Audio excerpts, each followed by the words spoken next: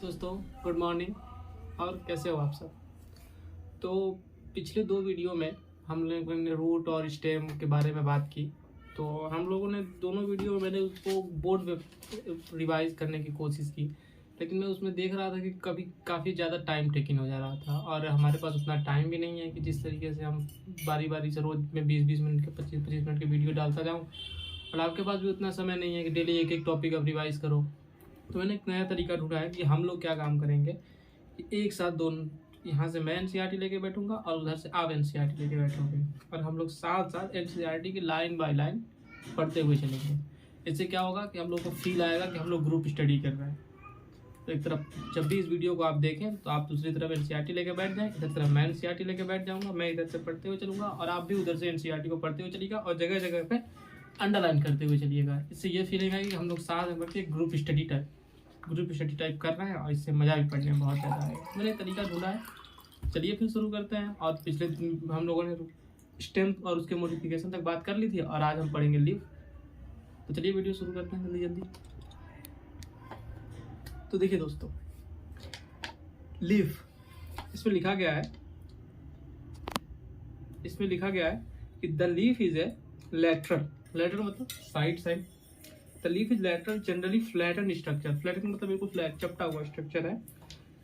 Burn on stem पे borne होता है। It develop at the node. दोस्तों, हमने पिछले वीडियो में जो स्टेम वाला वीडियो था उसमें हमने नोड और इंटरनोड की बात की थी। नोड वो जगह होता है जहाँ पे स्टेम बर्न होता है और इंटरनोड वो जगह होती है दो नोड के बीच पोर्शन को हम इंटरनोड कहते हैं। तो लिखा गया है कि the leaf is lateral generally flatten structure borne on the stem. It develop at the node पे डेवलप होता है and bear a bud in its axil, और अपने एग्जाइल पे बर्ड बनाता है। ठीक है। The axillary bud later develop into branch, और जो वो बर्ड होती है, एक्सिलरी बर्ड होती है, वो बाद में ब्रांच में डेवलप हो जाती है। Leave originate from shoot apical meristem.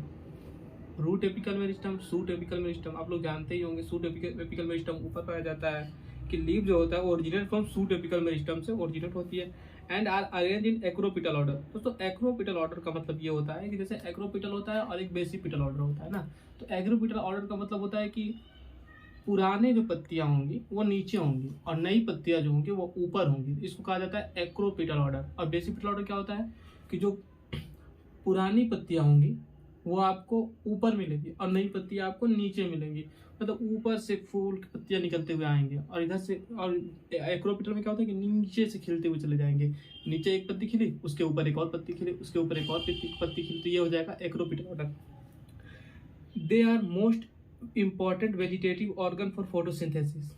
और साथ में ये भी दिखा गया, इस चीज को आप बहुत अच्छे से बिल्कुल अंडरलाइन कर लीजिएगा, बिल्कुल हेडलाइनर से अच्छे से अंडरलाइन कर लीजिएगा कि they are the most important vegetative organ for photosynthesis.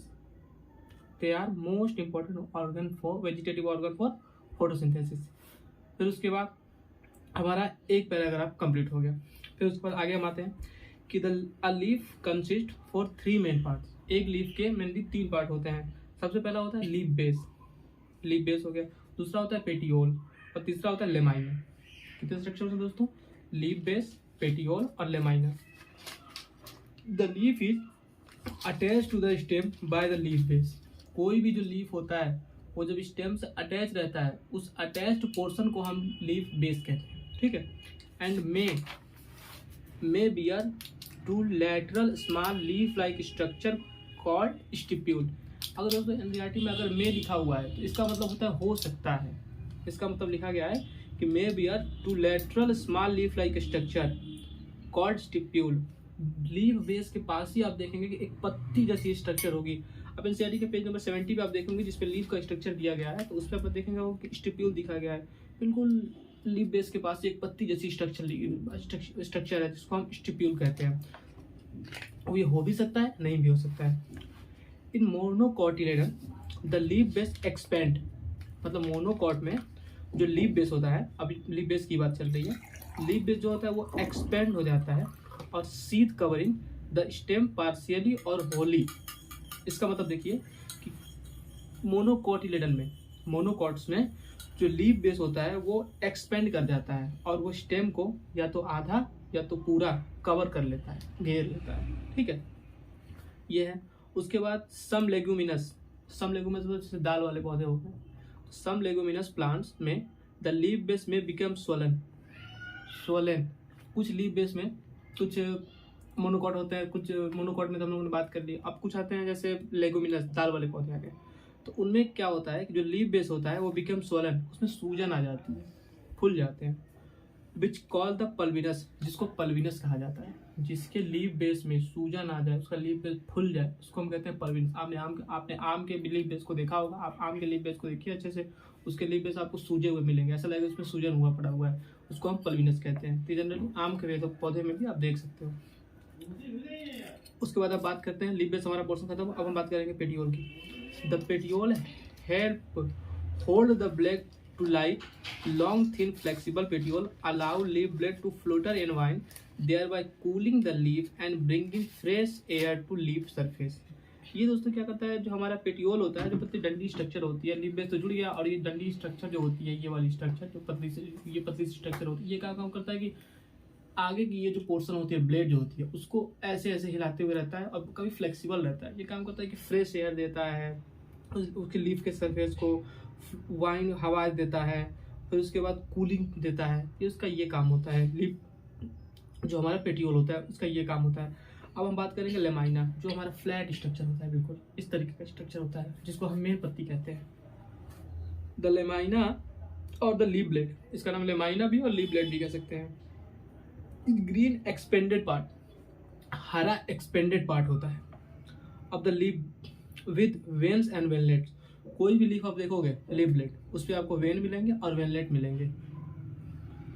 There is usually a middle prominent vein, आप बीच में देखोगे तो एक मिडिल प्रोमिनेंट वेन मिलेगी। उसमें आपको इसमें स्ट्रक्चर बना के आपको दिखा रहा हूँ, जैसे ये हो गया, ये आपका स्टेम हो गया, ठीक है, ये आपका स्टेम हो गया, और ये हो गया, ये आपका स्टेम हो गया, फिर उसके बाद ये, इसके बाद की पेटियोल हो गया, और ये आपका हो गया लीफ ब्लेड, ठीक है, ये आपका लीफ ब्लेड हो गया, ये आपका लीफ ब्लेड हो गया। तो इसके बारे में हमने बात किया था लीफ बेस, ये इसके बारे में हमने बात किया था पेटियोल, और इसको हमने कहा था लेमाइना।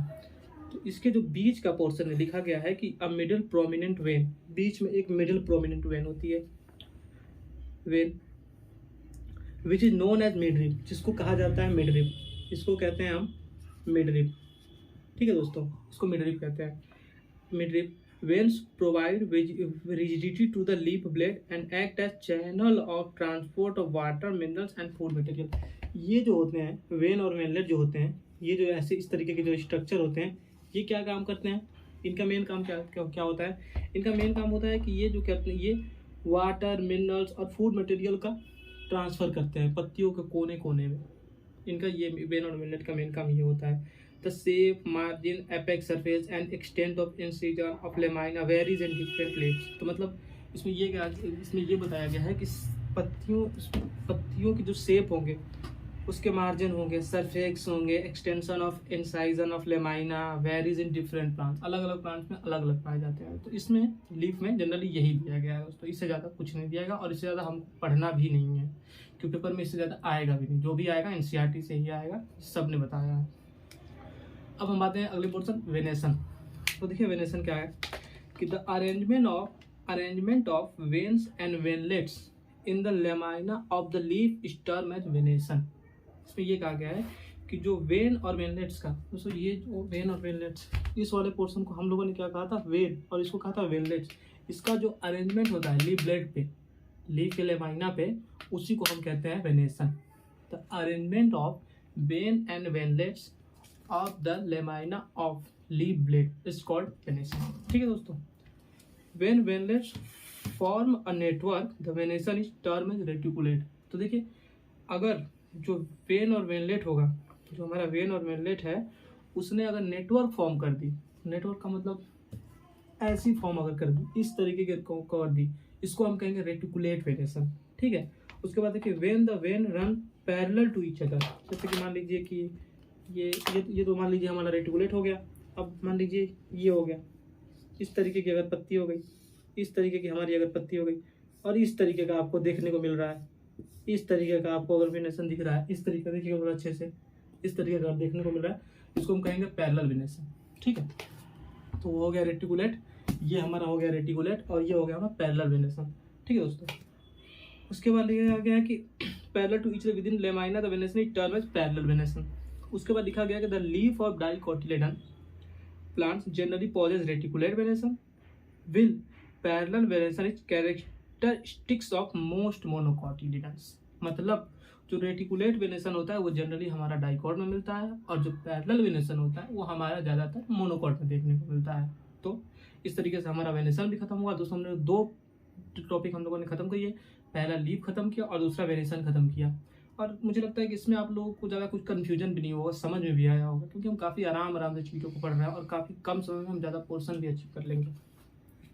और हमारा अगला है टाइप्स ऑफ लीव्स। तो देखिए types of leave, a leaf is said to be simple when its lamina is entire or when the incision do not touch the midrib. When the incision of lamina reach up the midrib, breaking into a number of leaflets is called compound.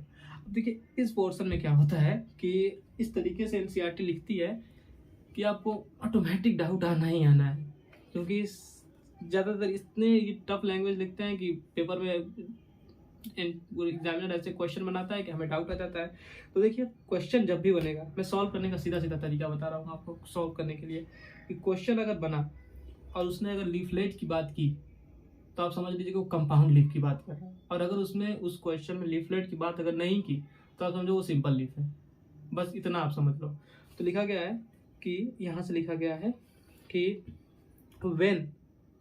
when the incision of lamina reach up to the midrib, अगर lamina का जो incision होता है वो midrib को touch कर रहा है और टच करने के बाद बहुत सारे लीफलेट में आपको पत्तियों जैसे ही लगेंगे, लेकिन वो पत्तियां नहीं होती हैं, वो लीफलेट्स होती हैं। और अगर लीफलेट्स की बात कर रहा है तो उसको कहा जाता है कंपाउंड लीफ। कंपाउंड लीफ और leaf is called compound when the incision of the lamina reach up the midrib breaking it into a number of leaflets, the leaf is called compound. ठीक है, अगर लीफलेट की बात हो रही है तो कंपाउंड, और अगर नहीं हो रही है तो सिंपल लीफ। बस इतना समझिएगा। A bud is present is axil of petiole in both simple and compound leaves but not in the axil of leaflets of the compound leaf. ये लाइन भी आप ध्यान से समझिएगा। इस लाइन में एनसीईआरटी क्या कह रही है? कह रही है कि हम लोगों ने अभी जब लीफ पढ़ रहे थे तो उसमें हम लोगों ने पढ़ा था कि जो पेटियोल होते हैं उसके एक्साइल पे हमें बर्ड देखने को मिलते हैं। ठीक है, बोथ सिंपल और कंपाउंड दोनों लीफ पे हमें बर्ड देखने को मिलते हैं, लेकिन but not the axil of leaflets of the compound leaf. अगर आप कंपाउंड लीफ की बात करेंगे तो उसके लीफलेट पे बर्ड आपको देखने को नहीं मिलेंगे, क्योंकि वो जब लीफ है ही नहीं, वो तो लीफलेट है ना, तो उस पर कहाँ से बर्ड देखने को मिलेगा? बर्ड तो कैरेक्टरिस्टिक्स किसका है? तो लीफ का कैरेक्टरिस्टिक्स है। और यहाँ पर तो हमारा जो लीफलेट है वो तो लीफ है ही नहीं, वो तो लीफलेट्स है, वो तो लीफ से भी छोटे स्ट्रक्चर है, तो उस पर बर्ड नहीं मिलेंगे। सिंपल और कंपाउंड में लीफलेट मिलेंगे, लेकिन कंपाउंड लीफ के लीफलेट्स पे आपको बर्ड देखने को नहीं मिलेंगे। ये लिखा है एनसीईआरटी में, ऐसे क्वेश्चन बन जाते हैं अंदर वाले। तो इस तरीके से हमारा खत्म हुआ। अब अगला पैराग्राफ आता है कि the compound leaf may be of two types. जो कंपाउंड लीफ है, अब कंपाउंड लीफ जो हो गया हमारे दो तरीके के हैं। एक हो गया pinnately compound leaf, a number of leaflets are present on a common axis of rachis। rachis क्या होता है? ये अपने एनसीईआरटी में देखेंगे, ये वाला जो बीच का ये पोर्शन है इसको rachis कहते हैं। तो एनसीईआरटी ने लिखा है कि in a pinnately compound leaf a number of leaflets are present on a common axis of rachis। मतलब एक रेचिस पे अगर बहुत सारी लीफलेट मिल रही हैं तो उसको हम क्या कहते हैं? Pinnately compound leaf, which represent the midrib of the leaf as in neem। जिसका एनसीईआरटी में हमारा एग्जांपल दिया गया नीम। तो आप सीधा पिन्नेटली कंपाउंड लीफ नीम हो गया। पिन्नेटली तो आप उसमें एन आ रहा है ना, इस तरीके से आप उसको नीम याद करिएगा। अभी दोस्तों इसी तरीके से याद ही किए जाते हैं। इतने सारे एग्जाम्पल हैं कि इसको रट्टा मारना काफ़ी मुश्किल है। आप किसी न किसी ट्रिक से अपने दिमाग से और समझ से याद कर सकते हैं। तो पिन्नेटली आ रहा है, एन आ रहा है ना, दो बार एन आ रहा है, तो नीम याद कर लीजिए। पिन्नेटली कंपाउंड लीफ का एग्जाम्पल नीम हो गया। अब आता है दूसरा हमारा पामेटली कंपाउंड लीफ। पामेटली मतलब पंजे की तरह। आप स्ट्रक्चर देखोगे पंजे की तरह स्ट्रक्चर है, ऐसे ऐसे बनाया गया है। एनसीईआरटी में आप खुद ही देख लो, 70 नंबर पेज। उसके बाद है palmately. In palmately leaf the leaflets are attach a common point. जो लीफलेट्स होगा वो एक कॉमन पॉइंट पे अटैच रहेगा, जिसको हम कहते हैं palmately compound leaf. Palmately compound leaf, इसका हमारे एग्जाम्पल में है टिप ऑफ पेटियोल। लिखा गया है कि in palmately compound leaf the leaflets are attach at a common point at the tip of petiole as in silk cotton. तो हमारा पिनेटली कंपाउंड लीफ का एग्जाम्पल हो गया नीम, और पामेटली कंपाउंड लीफ का एग्जाम्पल हो गया सिल्क कॉटन। इसमें मेनली दो ही एग्जाम्पल है। हम लोगों ने इस तरीके से देखिए दोस्तों, हम लोगों ने कितना जल्दी जल्दी पॉइंट खत्म करते हुए जा रहे हैं। पहले हम लोगों ने लीफ पढ़ा, फिर वेनेशन पढ़ा, अब हम लोगों ने टाइप्स ऑफ लीफ भी पढ़ लिया है। तो पहले हम लोगों ने लीफ पढ़ा था। लीफ क्या होता है? लीफ एक लेटरल स्ट्रक्चर होता है जो फ्लैटेड होता है। उसके 3 पार्ट होते हैं, लीफ, बेस, पेटियोल, लेमाइना। फिर उसके बाद उसमें आपको लीफ लाइक स्ट्रक्चर स्टिप्यूल देखने को मिल भी सकते हैं, नहीं भी मिल सकते हैं। लेगुमिनस क्या है, पल्विनस क्या है, फिर उसके बाद स्वलन कैसे हो जाती है, स्वलन लेगुमिनस पौधों में हो जाती हैं। उसके बाद फिर उसका पार्शियल और होली तरीके से लीफ बेस घेर लेता है, मोनोकॉट में होता है। फिर उसके बाद हम लोगों ने पैरेलल वेनेशन पढ़ा, जिसमें पैरेलल रेटिकुलेट डाइकॉट का है, पैरेलल मोनोकॉट का है। फिर सिंपल और कंपाउंड, जिसमें आपको लीफलेट की बातें हो उसको कंपाउंड कहिए, जिसमें लीफलेट की बातें ना हो उसको सिंपल कहिएगा। बात खत्म, बाकी ज़्यादा कुछ करने की जरूरत नहीं है। पिनेटली हमारा नीम हो गया और पामेटली हमारा सिल्क कॉटन हो गया। दोस्तों हम आते हैं अपने अगले टॉपिक पे, जिसका नाम है फिलोटैक्सी। तो इसमें लिखा गया है कि phyllotaxy is the pattern of arrangement of leaf on the stem of branch.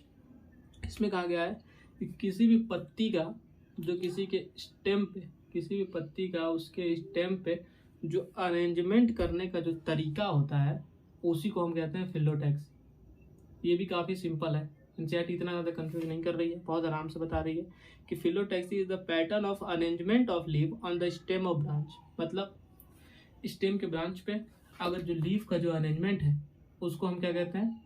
Phyllotaxy. सीधा सीधा मतलब बस। This is usually of 3 type. 3 तरीके की फिलोटैक्सी दिया गया है। सबसे पहला है अल्टरनेट, दूसरा है अपोजिट, और एक है वर्ल्ड, WHORLED, वर्ल्ड। उच्चारण करने में परेशानी हो सकती है, जिसकी जैसी जुबान है भैया उसी तरीके से उच्चारण करो, बाकी मुझे तो वर्ल्ड ही समझ में आ रहा है। अल्टरनेट, अपोजिट और वर्ल्ड हो गया।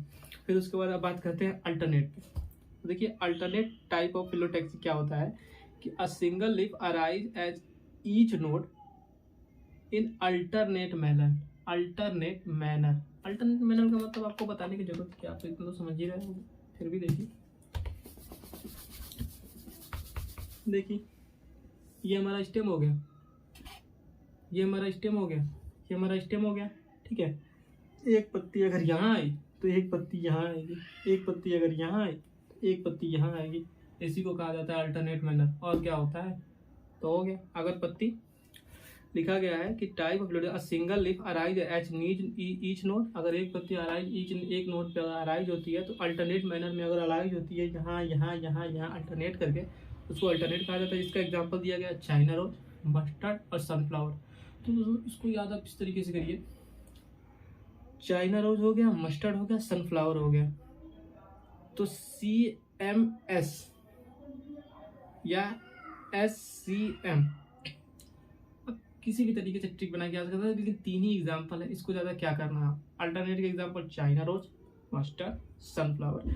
अब इसमें एक चीज़ आप करोगे, इसमें इस वाले चैप्टर में हम लोग बहुत ज़्यादा सोच रहे हैं कि इसमें बहुत सारे एग्जाम्पल हैं, लेकिन आप अगर इसको ध्यान से अगर देखोगे इस चैप्टर को ना, तो एक ही अलग अलग टॉपिक में जाओगे वही एग्जाम्पल आपको घुमा फिरा के मिलेंगे। मतलब मिला जुला के टोटल 30-35 अलग अलग पौधों के नाम है प्लांट्स के, उसी को अलग अलग जगहों पे डाल दिया गया है। तो चाइना रोज आपको कहीं और भी मिलेगा दूसरे रूप में, मस्टर्ड भी आपको कहीं और भी मिलेगा दूसरे रूप में। तो बस नाम याद कर लीजिए, बाकी तो उसको अलग अलग जगहों पे अपने हिसाब से डालते चलिएगा। इतना बड़ा सिलेबस है, जब उसको याद रख सकते हैं ये कौन सी बड़ी बात है। तो इसके लिए डरने की जरूरत नहीं है। तो हमारा अल्टरनेट का एग्जाम्पल हो गया चाइना रोज, मस्टर्ड और सनफ्लावर, ठीक है। अब हम बात करते हैं अपोजिट। तो इसमें क्या है कि a pair of leaf arise as need each node and opposite to each other as in calotropis and guava plants. इसका मतलब क्या है कि इसमें अपोजिट होती है। देखिए अपोजिट का क्या मतलब है, ये हमारा स्टेम हो गया, ठीक। एक पत्ती अगर यहाँ, एक पत्ती उसी के अपोजिट, एक पत्ती यहाँ, एक पत्ती यहाँ, ये हो गया, ये हो गया, हो गया अल्टरनेट। इतना आसान था। Example calotropis, guava. सबसे पहले हम लोगों ने क्या पढ़ा, अल्टरनेट मैनर में पत्ती रहेंगी। फिर हमने पढ़ा अपोजिट, एक पत्ती इधर एक पत्ती इधर। और उसका पहले का था चाइना रोज मस्टर्ड सनफ्लावर। और हमारा जो ये हम लोगों ने जाना अपोजिट का, इसका एग्जाम्पल है गुआवा और कैलाट्रोपिस। उसके बाद हम आते हैं, if more than 2 leaf arise at each node and formed a whorl is called whorl as in Alstonia. तो ये देखिए, जैसे कि ये हम अब देखिए फिर से हम आते हैं। अब ये थोड़ा सा बताना पड़ेगा। ये हो गया, ठीक, ये एक नोड हो गया, ठीक है। यहाँ एक पत्ती निकली, ठीक दोस्तों, यहाँ एक पत्ती निकली, इसी के ऊपर एक और पत्ती निकल गई, ठीक। फिर यहीं से एक और पत्ती निकल गई, ठीक है। फिर यहीं से एक और पत्ती निकल गई, यहीं से एक और पत्ती निकल गई इसी पोर्शन से। फिर यहीं से एक और पत्ती निकल गई। तो इस तरीके से ये क्या काम करेगी ना कि एक सर्कुलर पाथ बना लेगी, वर्ल्ड बना लेगी, सर्कुलर पाथ, गोल एक स्ट्रक्चर बन जाएगी, गोल स्ट्रक्चर में। अब देखोगे एल्स्टोनिया का एग्जांपल दिया गया पेज नंबर 71 पे। तो इसको हम क्या कहते हैं, वर्ल्ड, जिसका एग्जांपल एल्स्टोनिया। दोस्तों सबसे जल्दी जल्दी रिवीजन करते हैं। सबसे पहले हम लोगों ने अल्टरनेट पढ़ा। अल्टरनेट के 3 example, China rose, mustard, sunflower. 3 2 1। देखिए एंजाइटी ने एग्जाम्पल भी कितने अच्छे दिए, 3 2 1। अब इस तरीके से याद कर लो, जब भी फिलोटैक्सी आए अब चट से कहो 3 2 1, 3 2 1। फिलोटैक्सी 3 2 1। सबसे पहला आता है alternate, China rose, mustard, sunflower. फिर हमारा आता है अपोजिट, गुआवा, कैलाट्रोपा।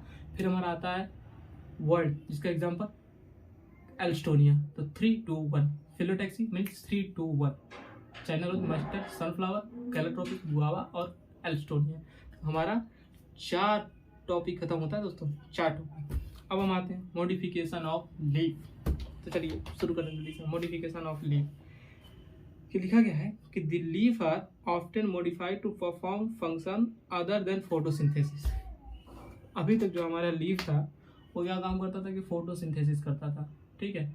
लेकिन उसने क्या काम किया कि उसने रूट को देखा, रूट जो कि उससे पहले था, फिर उसने स्टेम को देखा।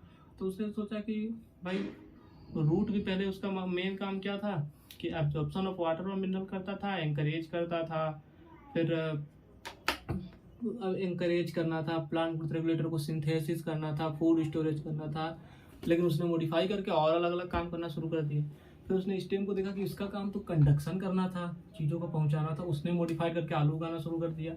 तो इस लीफ ने कहा कि जब ये सब लोग कर सकते हैं तो मैं किस चीज़ से पीछे हूँ, मैं भी तो करूँगा। दुनिया भी तो इसी तरीके की है दोस्तों, कि जब उनको देखते हैं वो कर रहे हैं तो हम भी कर सकते हैं ना। जब वो कर सकते हैं तो हम क्या नहीं कर सकते। तो लीफ क्यों पीछे रहता। लीफ ने कहा कि मैं भी मॉडिफिकेशन करूँगा, मैं तुम लोगों से कम हूँ क्या। उसने मॉडिफिकेशन किस तरीके से किया तो देखिए, they are converted into tendril. Leaf ने क्या काम किया कि सबसे पहले टेंड्रिल में कन्वर्ट हो गया, बिल्कुल स्पाइरल स्ट्रक्चर, गोले स्ट्रक्चर में। क्लाइंबिंग एज इन पी, वो क्या काम, जैसे कि पी के मटर के पौधे आपने देखे होंगे, उसमें क्या होता है कि जो पत्तियां होती हैं वो क्या होती है कि टेंड्रिल हो जाती हैं, ऐसे ऐसे ऐसे इस तरीके से स्ट्रक्चर में हो जाती हैं, इस तरीके से आपको देखने को मिलेंगी। फिर उसके बाद वो स्टेम पे चढ़ने लगती हैं, मटर में आपने देखा होगा, उसकी पत्तियां टेंड्रिल बनाती हैं, इसका एग्जांपल है पी, मटर। फिर उसके बाद है और into spine for defence in cacti. और कुछ क्या होता है, जैसे कैक्टस का पौधा आपने देखा होगा, इतने बड़े बड़े पौधे होते हैं, ज़्यादा बड़े नहीं होते हैं, जिसको हम ऐसे फाड़ेंगे तो अगर तोड़ेंगे उसको तो उसमें से दूध निकलता। लोग कहते हैं उसको आंखों में डालेंगे तो आंखें फूट जाएंगी। खैर ये तो जोक पार्ट्स ऑफ जोक। तो उसमें क्या होता है कि सब दूसरा है हमारा डिफेंस के मैकेनिज्म के लिए। तो डिफेंस के लिए पत्तियों ने अपने आप को मॉडिफाइड किया और स्पाइन्स बने, जिसका एग्जांपल है कैक्टी यानी कैक्टस, ठीक है। उसके बाद the fleshy leave of onion and garlic store food. और कुछ पत्तियां फ्लैशी हो गई, जैसे आप लोगों ने देखा होगा अनियन और गार्लिक, उसके हम पत्तियां नहीं खाते हैं, वो जब खेतों में होती है लेके आते हैं, उसके बाद फिर उसे काट के फिर सब्जियों में डालते हैं, तो फिर वो फूड स्टोरेज का भी काम करते हैं, फ्लैशी लीव, जिसका एग्जांपल है अनियन एंड गार्लिक। सबसे पहले टेंड्रिल का एग्जांपल हमारा हो गया पी, स्पाइन का एग्जांपल हो गया कैक्टी यानी कैक्टस। और तीसरा हमारा है उसने क्या काम किया कि अपने लीव को फ्लैशी कर लिया अनियन और गार्लिक में। फिर उसके बाद in some plant such as Australian acacia, एक प्लांट है ऑस्ट्रेलियन अकेसिया नाम का, उसने काम किया कि the leaf are small and short leaf. उसने अपने लीफ को, छोटा और शॉर्ट लीफ थे उसके लीफ, और petiole in this plant expand, उसकी जो पत्तियां थी वो छोटी रह गई, लेकिन उसने अपने लीफ पेटियोल को, उसकी लीफ ब्लेड छोटी रह गई लेकिन उसने अपने पेटियोल को एक्सपेंड कर दिया। पेटियोल का मतलब आप समझ रहे हो, पेटियोल कौन सी स्ट्रक्चर थी? अरे लीफ बेस के बाद जो पतली डंडी वाली स्ट्रक्चर थी जो लीफ ब्लेड को हिलाती थी, ये वाली स्ट्रक्चर, इसको पेटियोल का, उसने अपने पेटियोल को एक्सपेंड कर दिया, फैला दिया, और become green and synthesis of food, अपने पेटियोल को फैला के और उससे फूड सिंथेसिस करने लगे। तो अगर फूड सिंथेसिस का पेटियोल, अगर मान लीजिए इसमें बात होती है पेटियोल किसमें फोटोसिंथेसिस करता है, तो ऑस्ट्रेलियन अकेसिया, ये चौथा हमारा मॉडिफिकेशन। और हमारा पांचवा और आखिरी मॉडिफिकेशन है कि leaf of certain insectivorous plant. कुछ इंसेक्ट होते हैं, जैसे कुछ पत्तियां ऐसे होती हैं कि इंसेक्ट को खाती है, कुछ इंसेक्टिवोरस प्लांट्स हैं, जैसे आपने देखा होगा pitcher plants on Venus fly trap are also modified leaf. तो जैसे कुछ पत्तियां होती हैं इस तरीके से ऐसे खुली होती हैं, ऐसे खुली हुई स्ट्रक्चर होती है, ठीक है। जैसे कोई इंसेक्ट आके इस पर बैठा, ये धीरे धीरे धीरे धीरे धीरे धीरे धीरे धीरे ऐसे बंद हो जाती है, तो इंसेक्ट उसी वक्त मर जाता है। तो इंसेक्टिवोरस प्लांट्स, इसके दो एग्जांपल हमारे एनसीईआरटी में देखा, पहला वीनस फ्लाई ट्रैप और दूसरा पीचर प्लांट, घड़े जैसा प्लांट होता है पीचर प्लांट, इस तरीके का स्ट्रक्चर होता है पीचर प्लांट।